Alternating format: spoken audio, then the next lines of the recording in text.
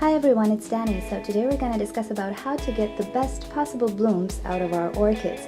I'll make this video in two parts because it's going to be a long discussion. So in the first part, we're going to discuss about the general rules we have to keep in mind if we want to have beautiful blooms. Now, of course, the main rule is that you have to have a healthy orchid. Now, a sick orchid can bloom if it's desperate to reproduce, but it doesn't mean that those blooms will look spectacular. Also, it doesn't mean you'll have a lot of buds and a lot of branches and flower spikes. Now, if an orchid is not healthy, it will divert a lot of its energy towards healing itself, whether it's a root problem or some sunburns or just adjusting to the environment. That energy is spent into other critical stuff that the orchid faces, but not the blooms.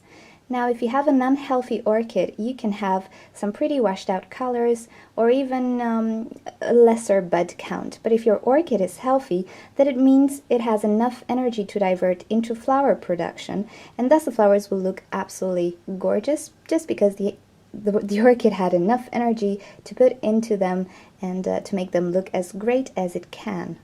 Now, to support this, I don't know if you noticed, but when you're buying an orchid that has a few flowers that are bloomed and then some buds, you will notice that the buds that will open will really have pretty washed out colors compared to the flowers that are already in bloom. And this is because the orchid is allocating some energy towards getting adjusted to your new environment. Thus, the flowers will not have enough energy for the color to develop, sometimes even the fragrance if you're dealing with a fragrant orchid, and so on. You might also have some falling buds or falling flowers, and this has the same cause. The orchid is just diverting energy to getting adjusted to the new environment.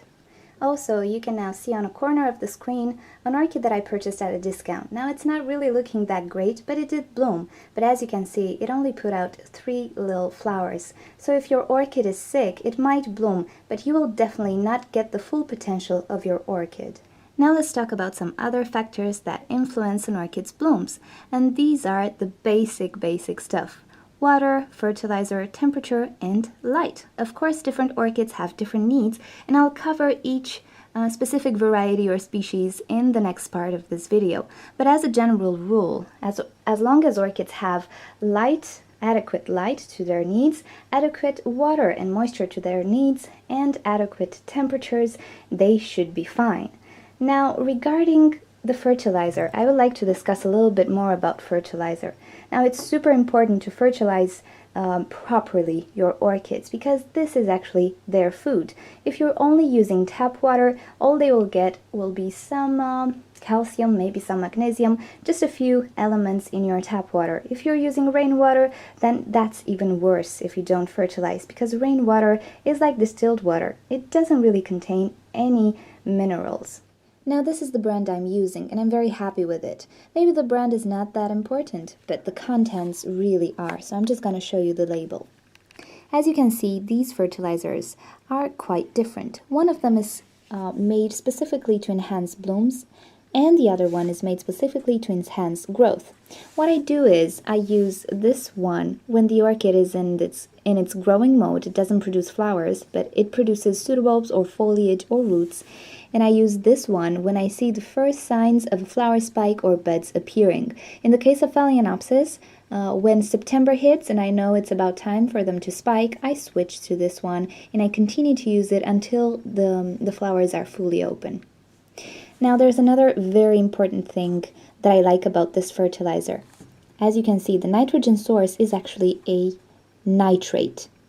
Now, many fertilizers out there will have ammonium-based or uric acid-based nitrogen. Now, in my personal belief, nitrate is much easier for plants to pick up than ammonium or other sources. I'm not sure if this is completely correct, but this is just my opinion based on my knowledge, based on how I used to care for aquatic plants and so on. It doesn't matter. This is just my belief, and the results are spectacular than when I used to use a fertilizer with ammonium or uric acid. Now, if you look down, this one, along with other macronutrients, which are potassium and phosphorus, you can see it has some trace elements, which are actually micronutrients. Most of them will come with calcium, a bit of copper, iron, magnesium, and some other stuff. Now, these trace elements are really important for an orchid's development as well, even though they're not consumed in the same large quantity as the macronutrients, as the three main numbers. But it's really important to pick a fertilizer that has trace elements. Also, if you look down on the bottom of the label, you will see this fertilizer also has humic acid and fulvic acid. Now, I tend to believe fulvic acid in particular plays a major role in the development of an orchid. It's like an enhancer, if you want. So I just went for this type of fertilizer because of all these benefits. I call them benefits, and based on the results, I think they're it.